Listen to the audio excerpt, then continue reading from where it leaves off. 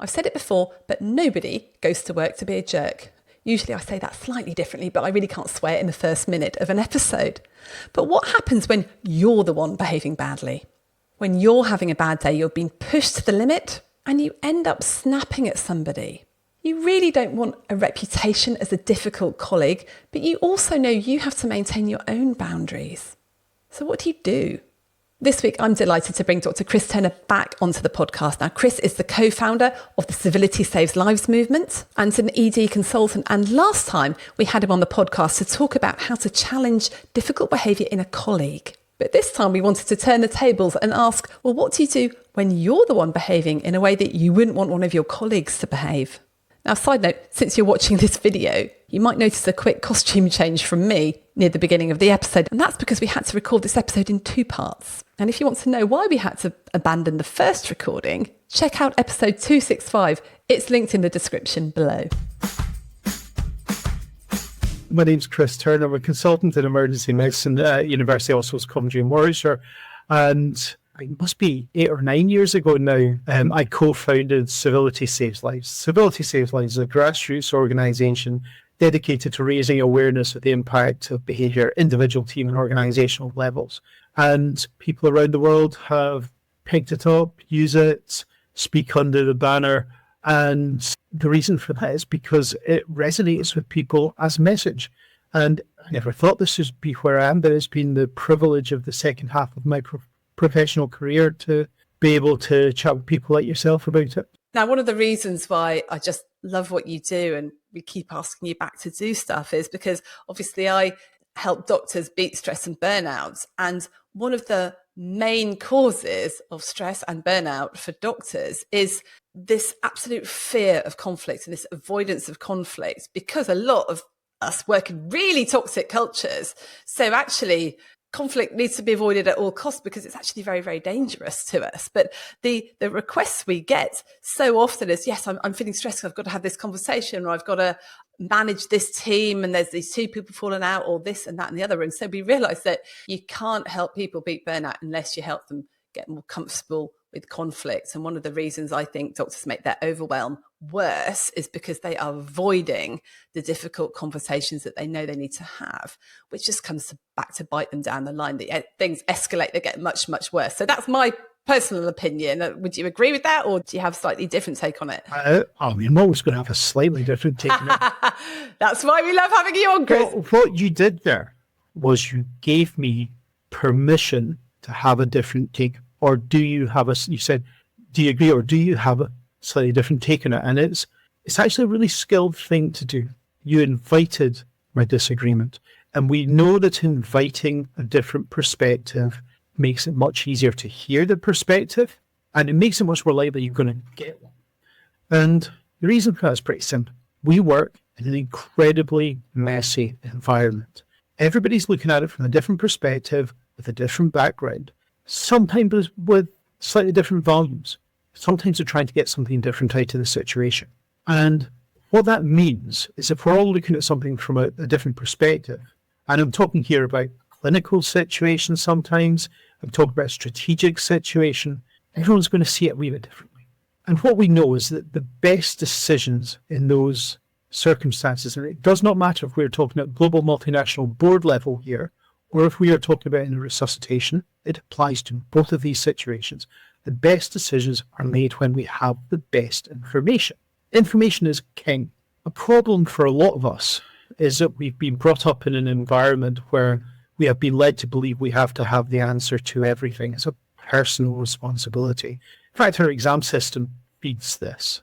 Pretty much every exam I've ever done has been about me proving how smart I am, me knowing the answer. I don't remember many exams, and there's a little bit of it, but I don't remember many exams where I'm asked to take on board new information, I'm asked to pivot in my decision making, and I'm asked to allow my thoughts to evolve as more things happen. So pretty much my entire educational life was about proving I was right, which is grand if I'm just dealing with something alone. But as soon as I'm dealing with something where other people have a perspective, and it could be patients, but it's often other healthcare professionals, they're going to have a different perspective. Once they start talking, we are going to disagree. If we're honest, if we have a psychologically safe environment, we are going to disagree.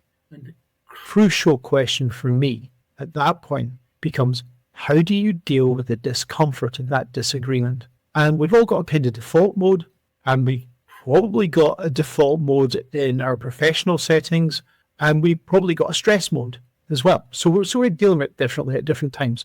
Recognizing how we are dealing with the discomfort of disagreement can be incredibly powerful. Certainly has been for me. So there's lots of ways of splitting this.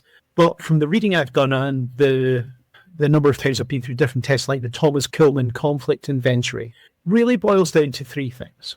When faced with the discomfort of disagreement, the first mode that people go into, and lots of people go into this, is we fight to win. So Rachel Morris, you disagree with me? Bring it on. Let's see what you've got. Because we love winning. Winning's brilliant. Winning gives me a big surge of dopamine. I feel like the big I am a wee bit more than my 5'7.5". I feel all right when I win. And that's great. And I've had an education system that tells me I have to win, I have to be right. Trouble is, we conflate winning with doing the right thing, and they are not necessarily the same thing. And the reason for that is that winning isn't about doing the right thing per se. Winning is about dominance. And we can dominate each other through intellect. We can dominate each other through hierarchy. We can dominate each other through explicit threat. We can dominate each other through implicit threat. We can dominate each other lots of different ways. So we can win, but have we done the right thing? So that's one mode that people go into. And that's the thing I see regularly at work, and something that I have done many, many times. I've gone into it to win. These are high friction individuals. There are some people whose default is to be like that. But you can be discussing anything and you're going to have a fight. They will find a fight in a conversation about the most anodyne nonsense. So that's one group of people. Then the second group of people are a group of people that I really like. And they're the group that you alluded to at the beginning. And they're probably the majority.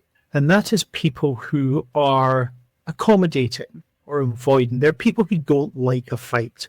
And when I did the Thomas Kuhlman conflict inventory, I was sitting there and I was sitting next to somebody that I really liked, but we clashed a lot at work. And I got my Thomas Kuhlman conflict inventory back, and I, Rachel, am accommodating avoidant. It is the sappiest of combinations that exists. I have no idea. Initially, I thought I have no idea why I do emergency medicine. It seems like completely the wrong specialty for me. But the truth is, I look around, I think it's really common.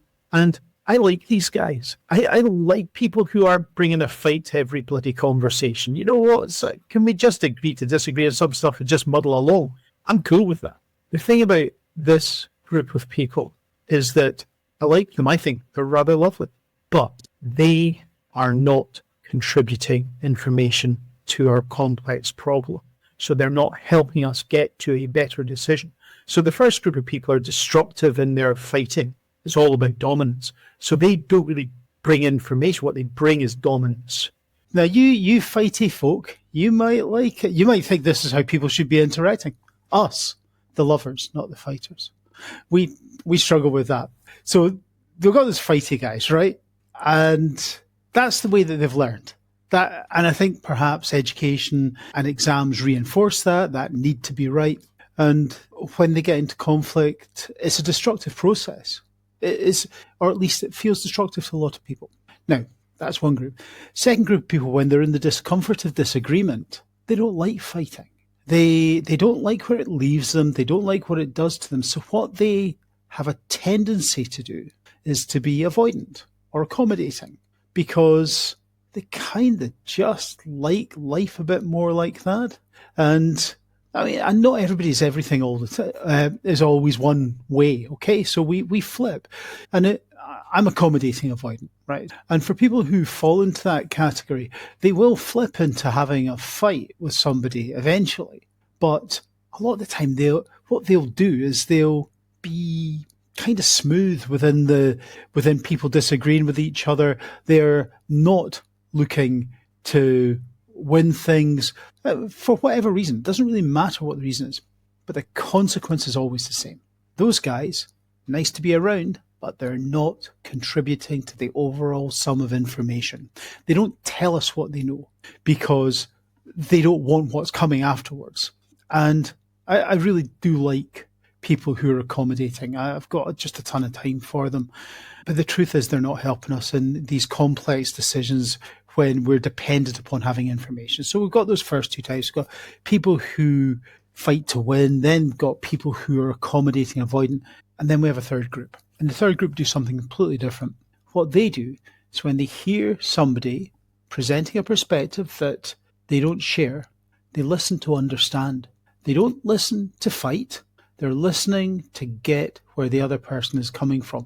And it's a fascinating space because there's evidence on this from the world of politics that a lot of people will take a position on something, but they won't actually have thought it through. They think they have. They take an emotional position. They get a feeling for something and then they go, oh, I don't like X and I don't like Y. And if you then give them time and space to talk it through, some of those guys just change their mind. It's a bit less than 10%, but that's an incredible return on investment if you want people to change a position on something. So giving people the chance to talk about where they're coming from does two things. The first one is that sometimes they change their own mind in the process of talking it through.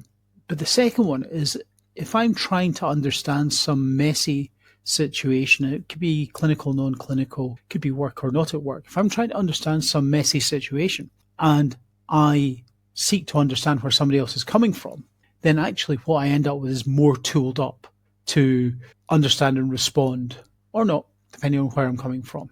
So the only people that consistently get into a position for making better choices are the people who listen to understand, because what's happening is that they get the benefit of other people's perspectives. And this works all the way down to if you're thinking about a resuscitation. In some levels, it's easier to think about in a resuscitation because if you're standing at the head end of the patient and I'm standing at the feet end of the patient, you actually get a different view. You can see things that I can't see. You might actually see the knife sticking out somebody's flank that I can't see. And if you don't tell me, I'm not going to respond to that. And it's the same for just about everything that people have different perspectives on. And it's seeking the space where we get into dialogue rather than the space where we're getting into a fight or we're just running scared of people disagreeing with us. And it's been a really hard lesson for me because my natural space is to not fight with people, but I have denied people my perspective on something. And sometimes my perspective is a different one to theirs, and sometimes it could be contributing to a better answer. But I've chosen to deny it to people because I just didn't want to fight. That makes a lot of sense. I feel the need here to argue with you. You can tell I'm just listening to understand, Rachel. So you argue all you like. Because I think the fighty people are a little bit misunderstood because it's seen as they're so competitive, they just want to fight to win. And I'm sure that in certain circumstances, I can be seen like that. But it never feels to me like I'm fighting to win. It feels like my nervous system has been triggered, probably because, well, for all sorts of reasons, like, because we know that behavior makes entire sense to the person who's behaving like that because of what they assume. You know, if you're assuming that the building's on fire when you hear the fire alarm, you're going to start shouting at people to get out. If you're assuming that it's not burning at all, you're just going to sit there and carry on what you're doing. So every behavior makes sense to the person at the time. I come from a family where there was quite a lot of disagreement. We just all yelled at each other. My other half comes from a family where they never said anything. And they just, they'd sulk with each other, but no one would ever raise their voice with me like that. And I found that incredibly difficult. So I'm like, well, just tell me if there's a problem. But they found it equally difficult when I lost the plot. I've come to believe that actually the losing the plot bit is more destructive than the sulky thing, because you do say things in anger that you don't mean, and it hurts people's feelings and stuff. So it's not good. But I think that people who are avoiding or seeking to understand sometimes don't realize that the way people are coming out as fighty is because they're scared, and it's the way that their nervous system has been just taught to respond as they've been going on. In fact, they're just as scared as the person that's avoiding, but they'll actually voice it. So I think the fighty people get a bit misunderstood, and they're their own worst enemies, right? Because they're making enemies by being that. Does that make sense? I would say that the people who are fighting, that's just the way they've grown up. You learn what you live, and if you come from one of those more demonstrative families, you're going to learn to fight like that. But you'll also learn some ways of winning. And there are ways of winning that are in no way constructive. And you touched on one of them there, the ad hominem. The ad hominem, when you attack somebody else in the process of the fight, and you say something that you maybe don't even mean, but the reason you're saying it is because you're angry and you want to win. You're not saying it because you want to get the best decision. You're saying it because you want to dominate.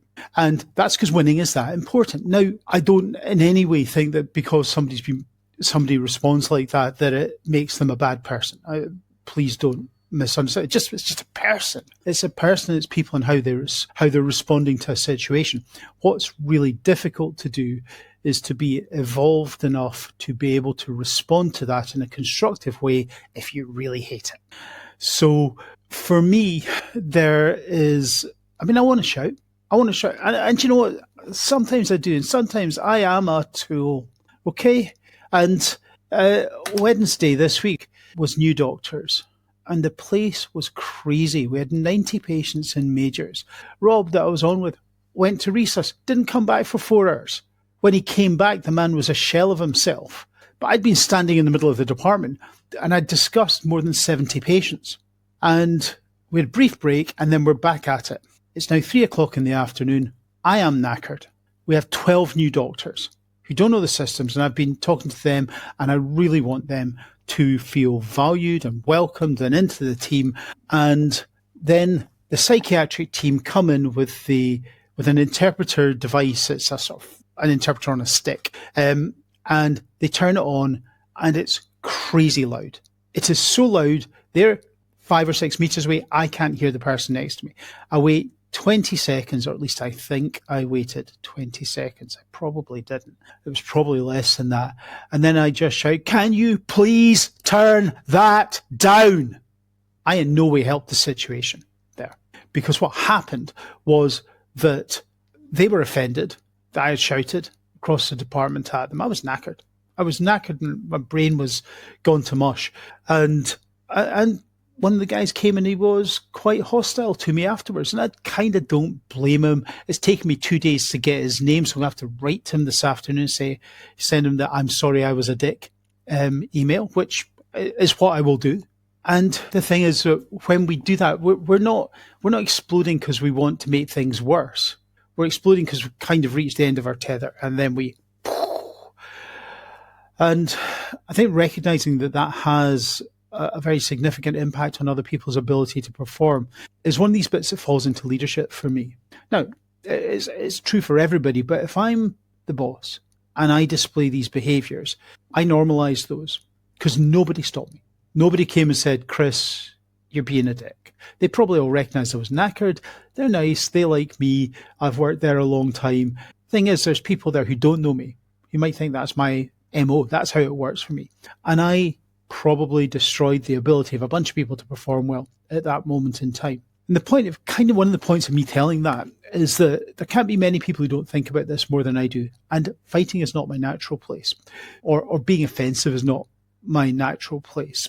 And yet there I am screwing up. And that's because the job sometimes pushes us into a place where we just end up emoting.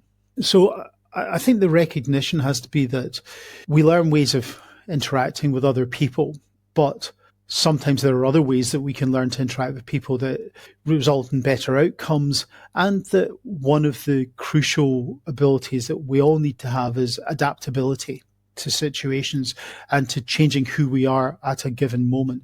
And that the system will, when we're senior, the system will let us make a bit of an idiot of ourselves. I'm just thinking, Chris, in that moment when after you yelled, "Can you turn that thing down?"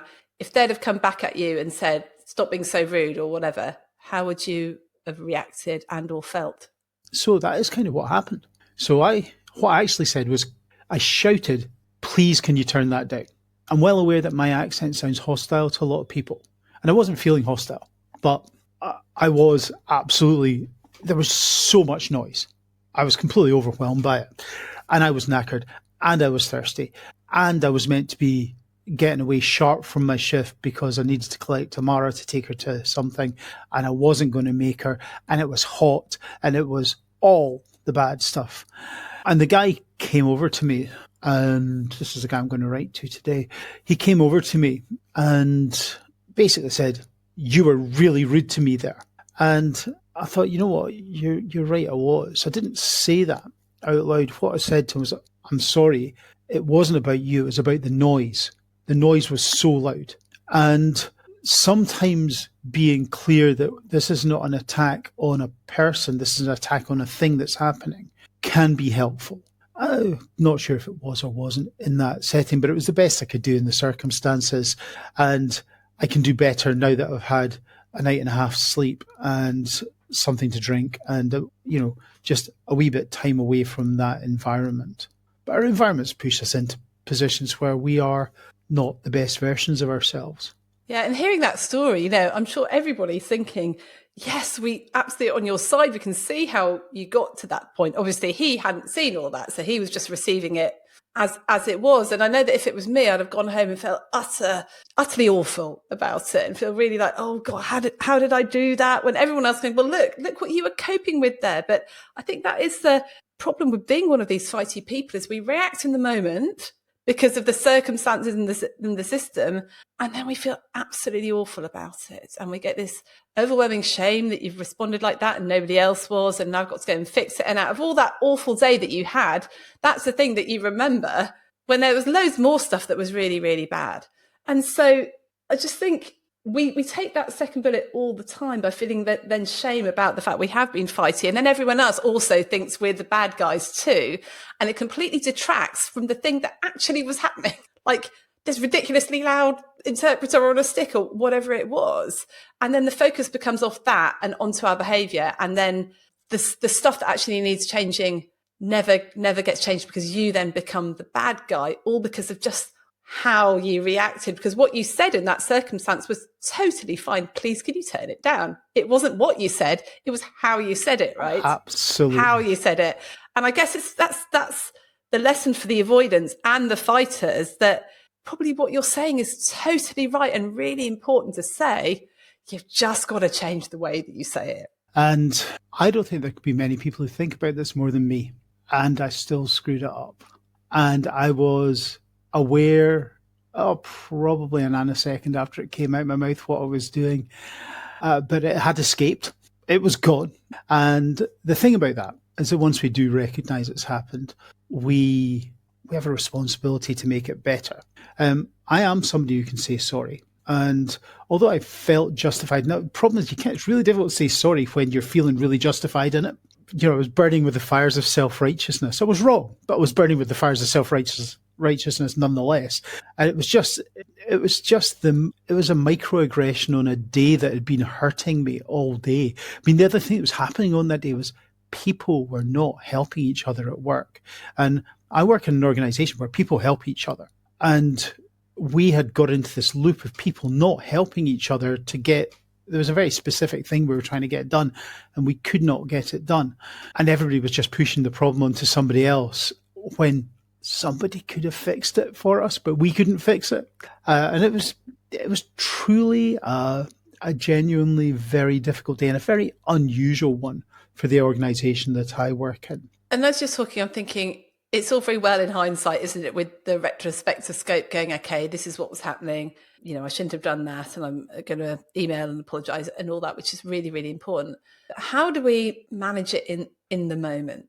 Because like you said, you're someone that talks about this, you know more about it than anybody, and still it happens. And all of us, it happens to all of us, whether we're avoidant or whether we're fighters. Do we just acknowledge that these things happen and just say, right, and when it happens, I am going to apologise afterwards. I'm going to admit that I mucked up and tell people, this is what, I guess that's vulnerability, isn't it? Say that I made a mistake. I overreacted. This was why I overreacted. It's not an excuse, but it's a reason. Yes, all of that with a caveat. And the caveat is that we have a responsibility to control it. The act of being able to say sorry is not an excuse to behave negatively towards other people just because you can say sorry afterwards. We have a responsibility to accept the impact that our behaviour will have upon others, to moderate our behaviour in as much as we can, and to own the consequences of it, whether we do it well or not well. And when we do it not well, that means owning it and saying sorry if that is appropriate. Now, I think that on many levels my behaviour was justified, but not to the person that I was doing it to. And actually, as an individual, tiny little moment in my day, there's no way that person deserved the response they got from me. And this is like those microaggressions. There were microaggressions that the organisation was doing to me all day. And then I snapped and some poor guy copped that.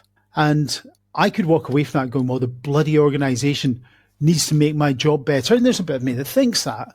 But at the same time, there's a guy who's been treated negatively by me in a way that would make no sense to him. And I have to own that as well. So there's sides to this. And I don't think the act of saying sorry allows you to just behave as you feel. I think there's still a need to self-regulate as much as possible. I just reached the end of my tether.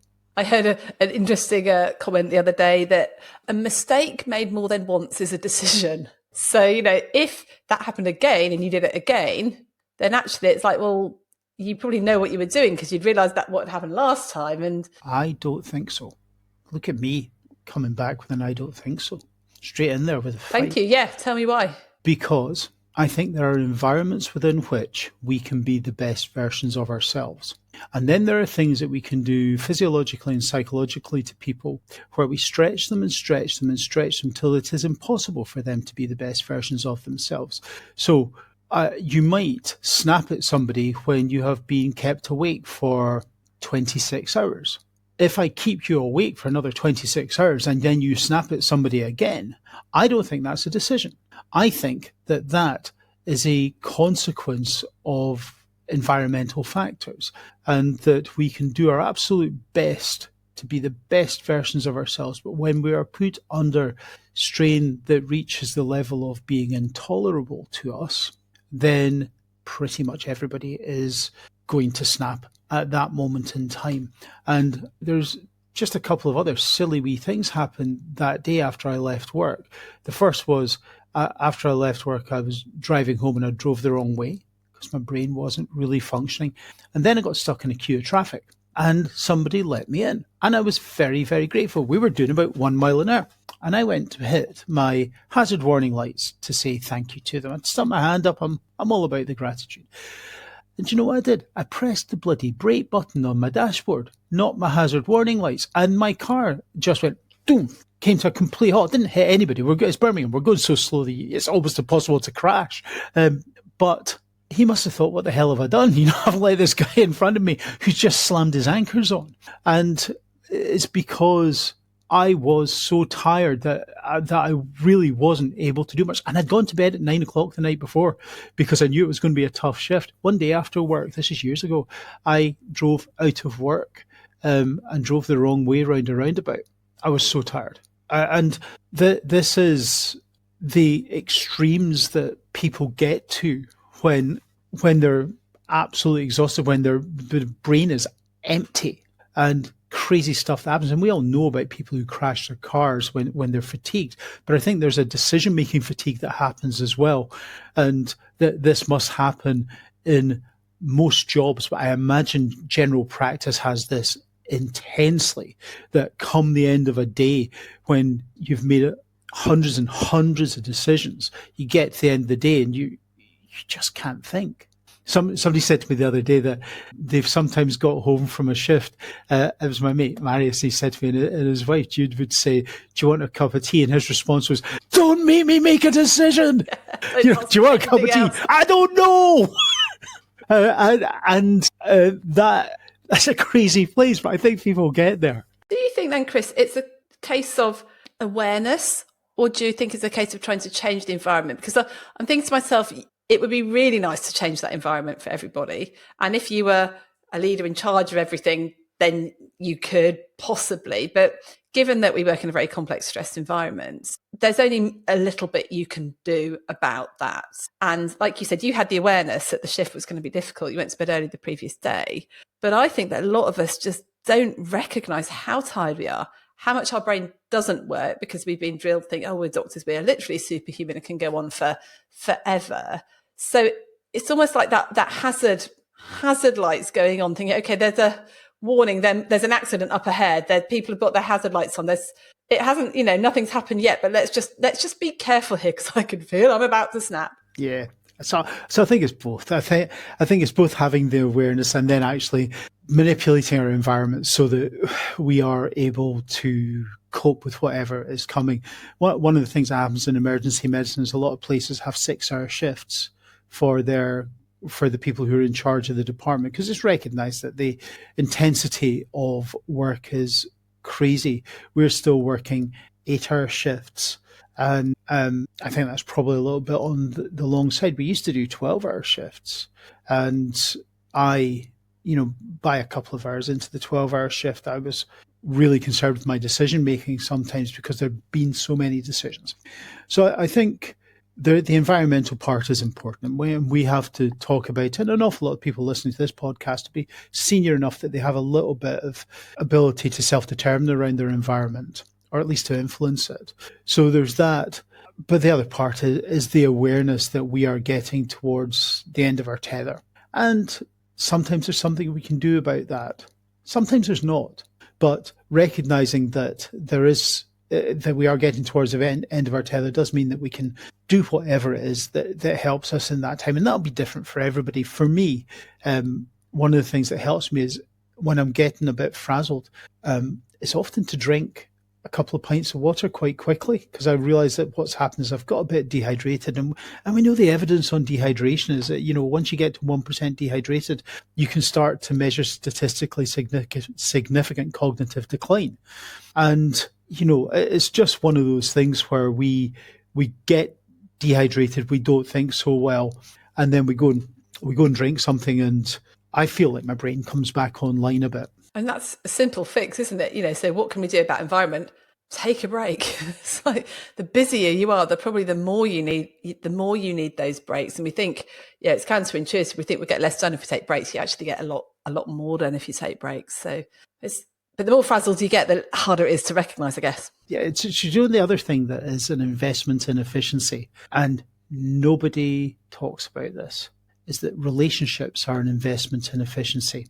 Getting to know people is an investment in efficiency, because if you don't know people, I realize I've sort of left-turned or right-turned in our conversation here, but if you don't know people, what we tend to do is have a reductionist perspective of them in our head.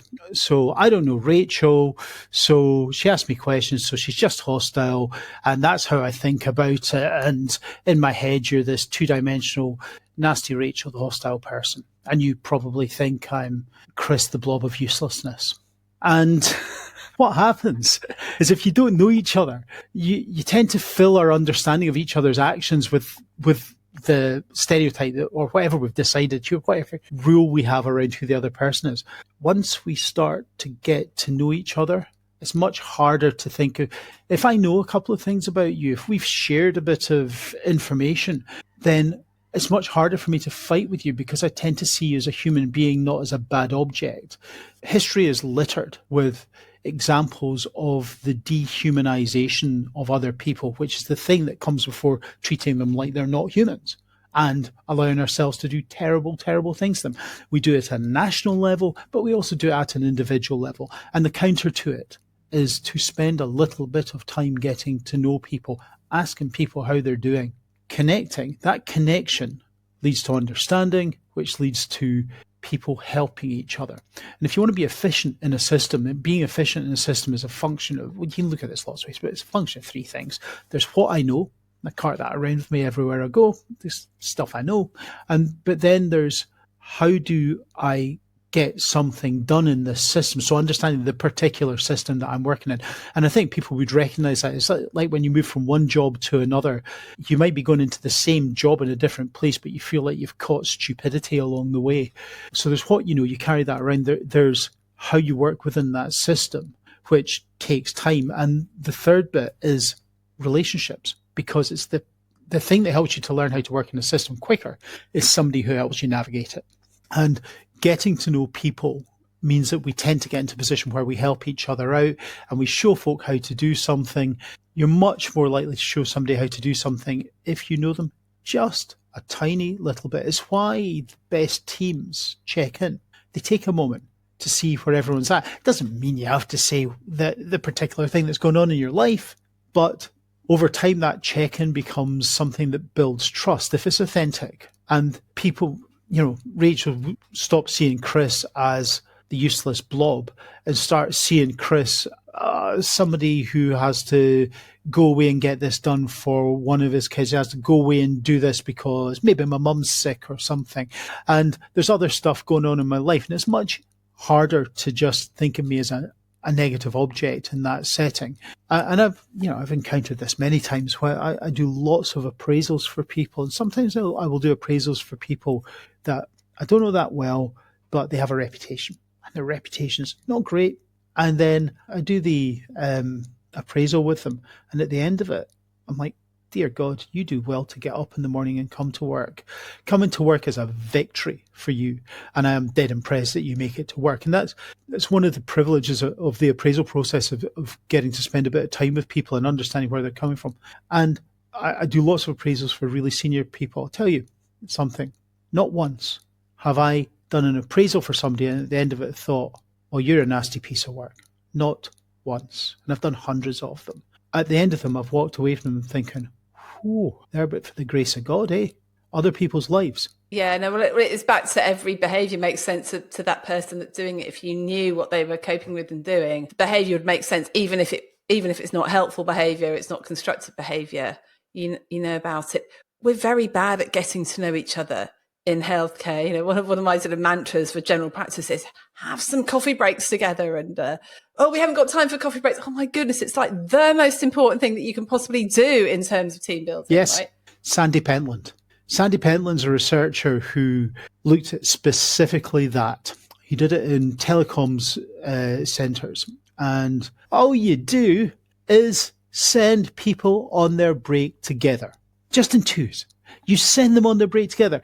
And people go, we can't afford to have two people off the shop floor or not doing stuff. Actually, they're going on the break anyway. You're not giving them longer breaks. You're not taking people out of the system for longer. They're just going on their break together. And the bump in productivity was in the region of 20% because they've had a bloody break together.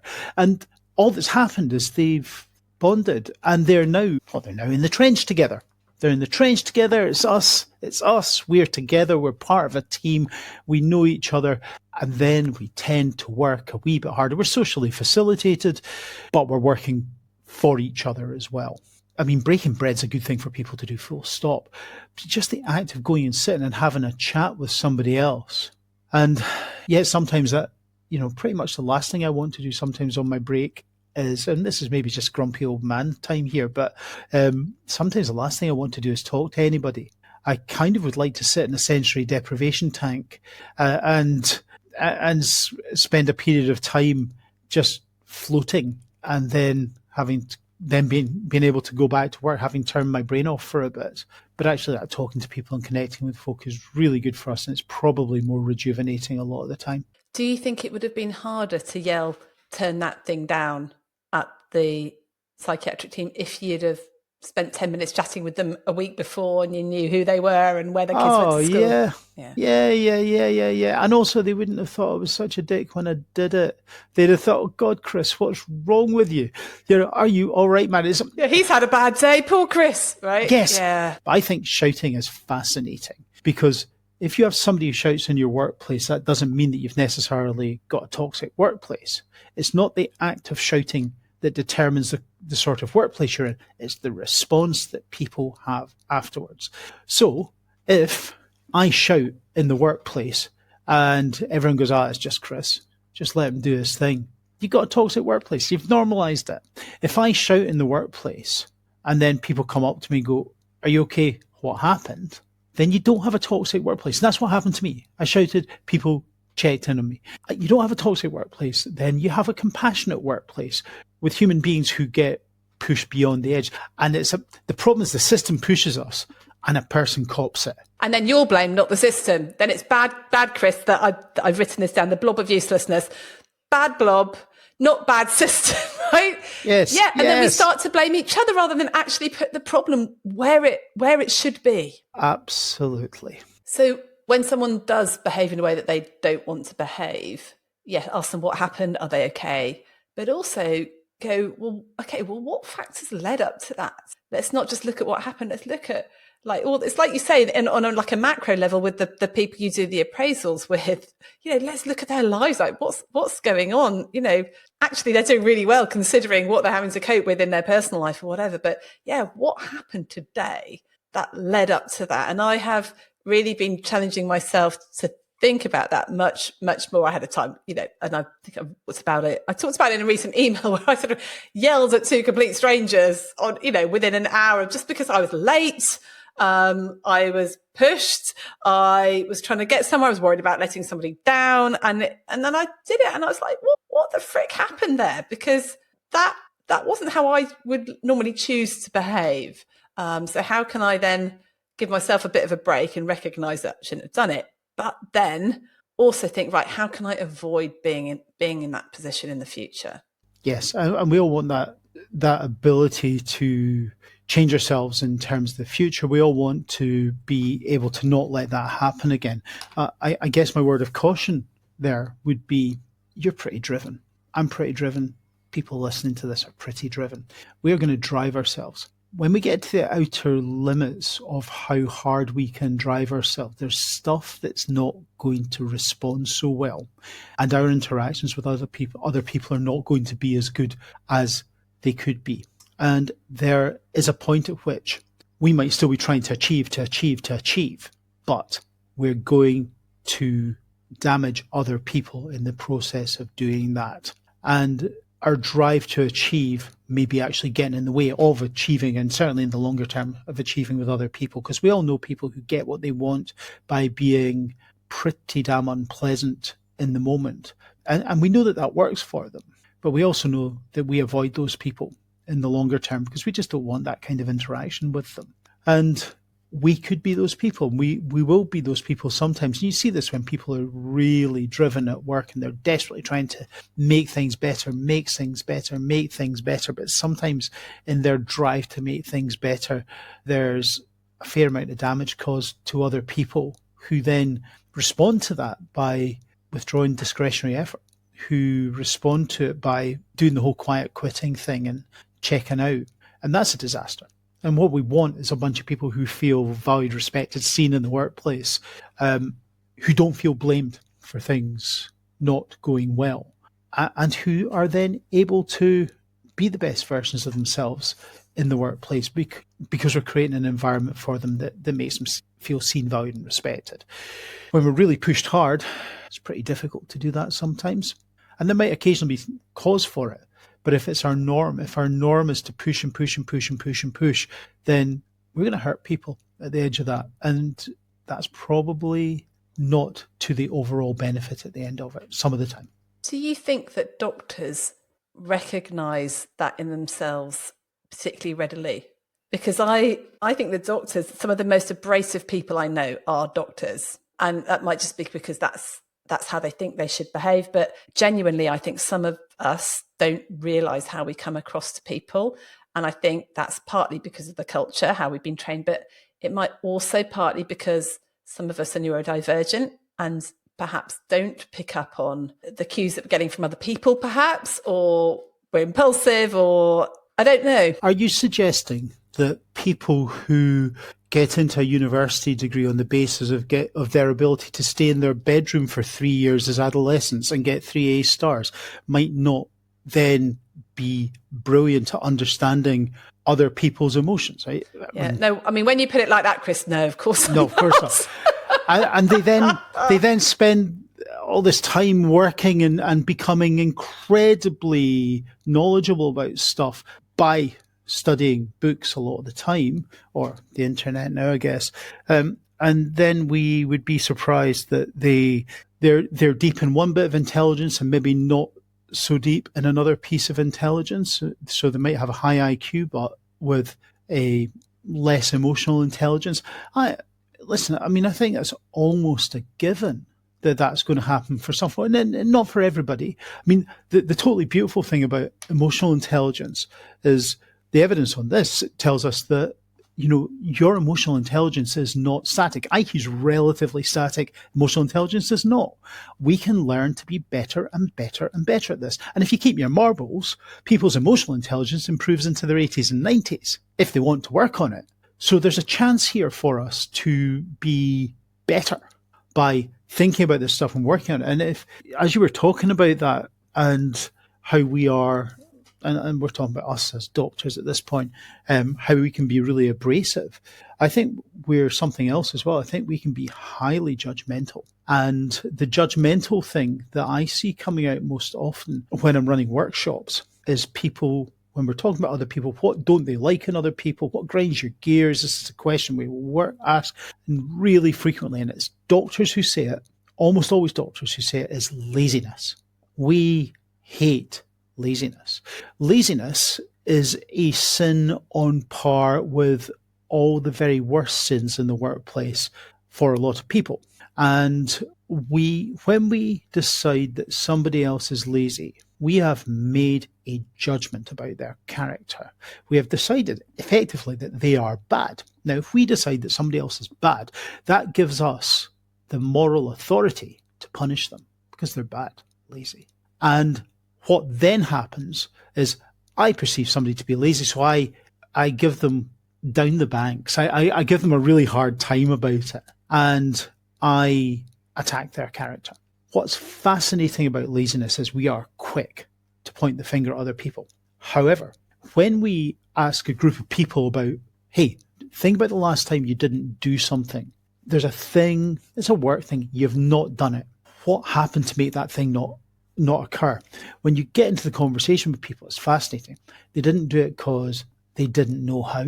They didn't do it because they didn't have the resources. They didn't do it because they were really scared of what would happen if it went wrong, and they wouldn't be able to live themselves if it went wrong. They're really scared of what would happen if it went wrong, and how the organisation and system would respond to them if they got it wrong. There's loads of other reasons, because you go around the room and everyone's going, I didn't do it for this, I didn't do it for that. Do you know what's bottom of the list? I couldn't be bothered. Laziness. Yeah, totally. Yeah, why didn't you do it? Oh, do you know what?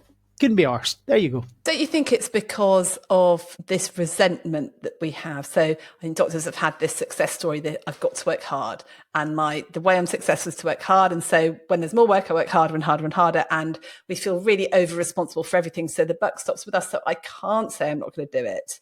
And then when we see someone else who's not doing something, we feel a massive degree of resentment. And something I learned recently, I think from reading some stuff by Brené Brown, is we think that resentment is part of the anger family. It's not, it's part of the jealousy family. So we're resentful, but we go, why can't I just stop working? It's not fair. I'm knackered. I can't have a break. And we're actually really jealous of these people we perceive as being lazy, but we can't say that. So we just like to judge them and say they're bad. I sometimes wonder if that's what's going on. I'm sure it is. But also, I think that we have a system that has allowed us to believe that if you work harder, you can achieve things. All exams are based on this. Every exam that people do, we fundamentally don't create exams that are impossible. The exams that are set for people are exams that you can achieve. However, they require an awful lot of investment in time to achieve them. And what people learn is that you can achieve stuff if you keep investing more and more and more time in them. That's true for exams, but it is not true for the rest of life, because things become impossible. You cannot achieve certain things at work if you don't have the equipment or the team or the resources, whatever resources you need. You can't achieve it. Yet we allow ourselves to feel personally responsible for that. And of course, around the corner, there's always somebody who says that they can do it. And this is the curse of the chief exec.